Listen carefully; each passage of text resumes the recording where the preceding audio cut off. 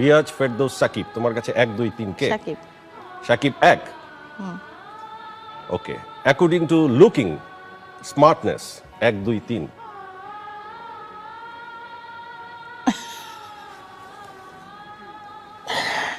তিনজন তিন রকমের। আচ্ছা, 4টা নাম বলি। বলো। সাকিব খান, তুমি রিয়াজ, বাড়াচ্ছো। ফেরদৌস এবং আমি। এই আমার কথা শুনে হাইসা দিলা, এমন ভাব করতেছো যে নাম্বার 1টা আমাকে দিবা তুমি।